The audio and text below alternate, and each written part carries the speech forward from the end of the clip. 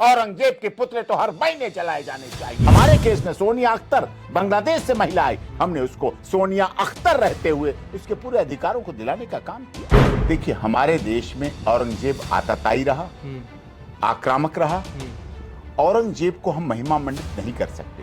सिर्फ औरंगजेब जैसा का आताताई आतंकी था, बेशक वो मुगल शासक था, लेकिन उसने अपने बाप को पकड़ के दाढ़ी उसकी जेल में रखा, कारागार में रखा। और टेम्पल जब तोड़ा जा रहा था, हिंदुओं को वहां मार मार के लटकाया जा रहा था बांग्लादेश में, तब वहां की प्रधानमंत्री शेख हसीना का जहाज पाकिस्तान नहीं गया, अफगानिस्तान नहीं गया, Iran, Iraq, Jeddah, Lebanon, Tehran नहीं गया, वो दिल्ली के एयरपोर्ट पे उतरा। ये बहुत दिन नहीं चलेगा कि लोग संसद वाले जो संसद में बैठते हैं, हमारी सुख सुविधाओं का लाभ लेते हैं, हमारे टैक्स के पैसों से अपने ऑफिस, गाड़ियां, वंदे भारत ट्रेन, फ्लाइट लेते हैं हमारे से, और भारत माता की जय के बजाय फलस्तीन की जय बोलते हैं। जब ट्रिपल तलाक क्वैश का मुकदमा लड़ा गया, हम भी थे उसमें।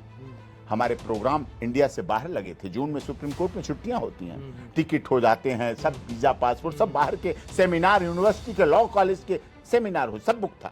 लेकिन सरकार ने, सुप्रीम कोर्ट ने जून के महीने में ट्रिपल तलाक को लगातार सुनने का इरादा व्यक्त किया। हम लोगों ने सब प्रोग्राम खत्म किए, ट्रिपल तलाक का मुकदमा सुना और जीत दिलाई, क्वैश कराया।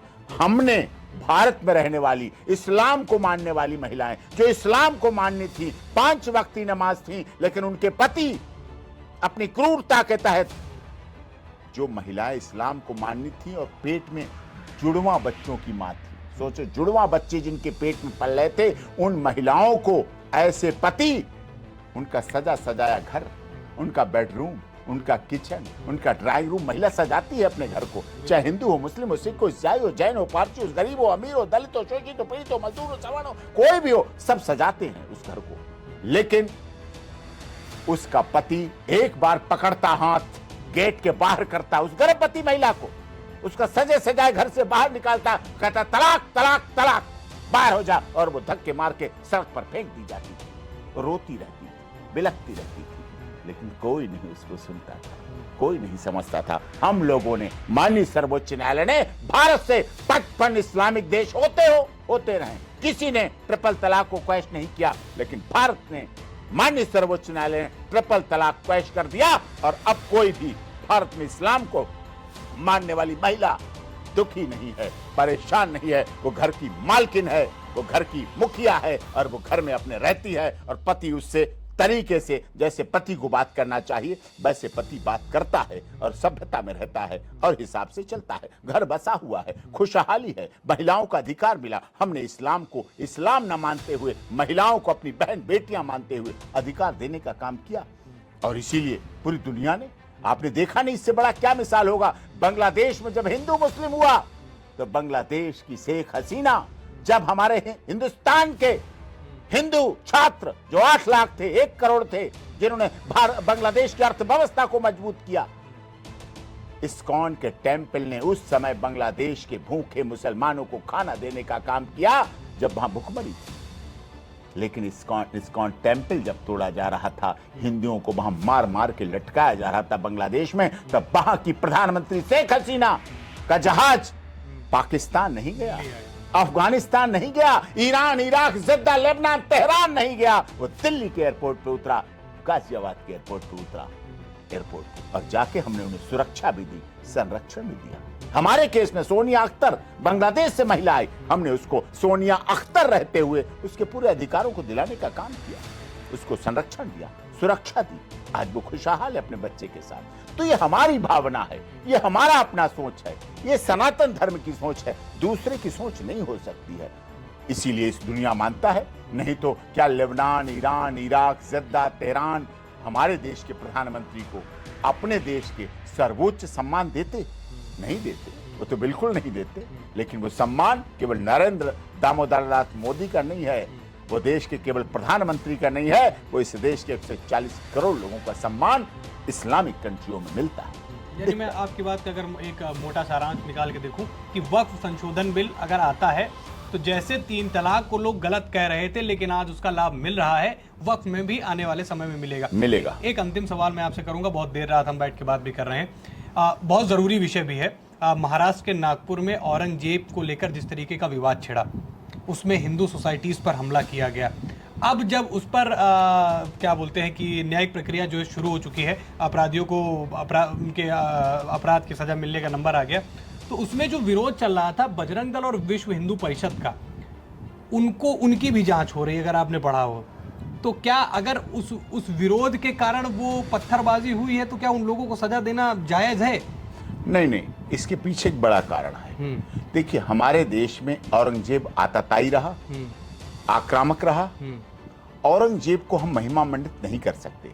कारण, हम एक तरफ तो श्रवण कुमार को महिमा मंडित करते हैं जो अपने माँ बाप को कंधे पे लेकर तीर्थ यात्रा करा रहे थे। एक तरफ हम प्रभु श्री राम को महिमा मंडित करते हैं जो अपने पिता के कहने पे 14 वर्ष वनवास चले गए। एक तरफ हम श्री राम और लक्ष्मण को सम्मानित करते हैं कि अपने भाई के लिए अपनी पत्नी को भी छोड़कर 14 साल कठोर तपस्या के साथ चले गए। एक तरफ हमारे यहाँ ऐसा भाई है भरत जो खड़ाऊ रख के 14 साल राज करता है। एक तरफ औरंगजेब जैसा का आताताई आतंकी था, बेशक वो मुगल शासक था, लेकिन उसने अपने बाप को पकड़ के दाढ़ी उसकी जेल में रखा, कारागार में रखा, अपने सगे भाई छोटे को आत्महत्या कर दी।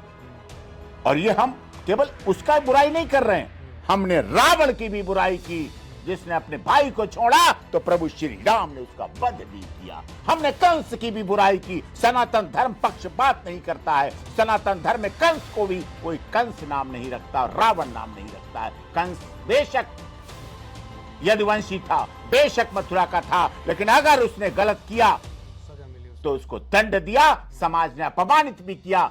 और कंस को महिमा मंडित नहीं किया जाता है। रावण के पुतले हर साल जलाए जाते हैं, औरंगजेब के पुतले तो हर महीने जलाए जाने चाहिए। अगर रावण के पुतले हम जलाना जानते हैं तो कंस औरंगजेब की भी पुतले जलाए जाने चाहिए। ये हमारा इतिहास कहता है। कब्र की हम रक्षा सुरक्षा नहीं कर सकते। अगर रक्षा करनी है तो श्रवण कुमार के इतिहास की करिए, भरत की कीजिए, लक्ष्मण की कीजिए, राम की कीजिए। ये हमारा इतिहास है, ये हमारा धर्म है, ये हमारी सभ्यता है। हम डॉक्टर एपीजे कलाम का आदर करते हैं, हम नेताजी सुभाष चंद्र बोस, चंद्रशेखर आजाद, राम प्रसाद बिस्मिल, अशफाक उल्लाह खां को अपना देवता मानते हैं, हीरो मानते हैं। औरंगजेब को हम अपना हीरो कैसे मान लें? क्यों मान लें? किस लिए मान लें? हम फूल चढ़ाएंगे, अशफाक उल्लाह खां की समाधि पर चढ़ाएंगे, हम फूल चढ़ाएंगे, हम अब्दुल हमीद की समाधि पर नमन हो जाएंगे, हम डॉक्टर एपीजे कलाम पर फिदा हो जाएंगे, लेकिन हम औरंगजेब पर फिदा नहीं होंगे, बिल्कुल नहीं होंगे। ये है हमारी। और वहां हुआ जो कुछ घटना हुई, तुलसी दल के गमले उठा उठा के इसलिए फेंके गए वो तुलसी, और वो तुलसी सबके लिए लाभदायक है। गाय, गंगा, गीता, ये सबके लिए लाभदायक है। क्या कोई इस्लाम धर्म को मानने वाला जब तुलसी के पत्ते किसी से मांगता है और खांसी के लिए, जुकाम के लिए, अपने स्वास्थ्य के लिए, तो तुलसी तो उसको भी लाभ देती है। लेकिन वो तुलसी वहां तुलसी नहीं रही, उसे उठा के तोड़ा गया, फेंका गया, गाड़ियां तोड़ी गई। एक 4-5 साल की बच्ची रहम के लिए मांगती रही, दया मांगती रही, उसके साथ दया नहीं की। ये तो सॉन्ड्रस से भी बुरे हो गए। ये सॉन्ड्रस से भी भारत में रहते हैं, हिंदुस्तान का खाते हैं, यहाँ का गाते हैं नहीं है, और हिंदुस्तान का खाते पीते सुख सुविधा उपभोग करते हैं। सॉन्ड्रस से जब पूछा अंग्रेजों ने था, जलियांवाला बाग कांड हुआ तो सॉन्ड्रस से पूछा गया था, उसने कहा किसी ने मुझसे हेल्प नहीं मांगी, इसलिए हम गोलियां चलाते रहे और लोग मरते रहे। अंग्रेजों ने कहा, सॉन्ड्रस बता, एक 5 साल की बच्ची तेरे से कैसे हेल्प मांगती? देख, 5 साल की बच्ची की लाश पड़ी हुई है, कैसे तेरे से हेल्प मांगती? तूने कैसे गोलियां चलाई?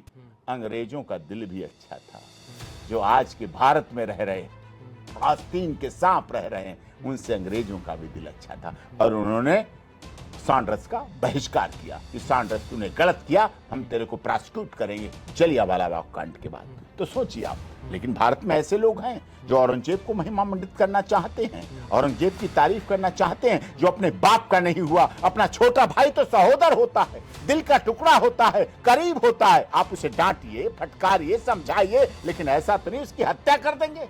लेकिन औरंगजेब ने की। भारत पे चलने वाला देश है, लक्ष्मण को लखनपुर लखनऊ मानने वाला देश है, औरंगजेब को नहीं मान सकता है। जो भी हो, सख्त कार्रवाई हो और दोबारा ऐसा सख्त कठोर दंड मिले जिससे दोबारा ऐसी कोई हरकत ना कर सके, इस देश में रहकर ऐसा ना कर सके। अब ये बहुत दिन नहीं चलेगा। कि लोग संसद वाले जो संसद में बैठते हैं हमारी सुख सुविधाओं का लाभ लेते हैं, हमारे टैक्स के पैसों से अपने ऑफिस, गाड़ियां, वंदे भारत ट्रेन, फ्लाइट लेते हैं हमारे से, और भारत माता की जय के बजाय फलस्तीन की जय बोलते हैं।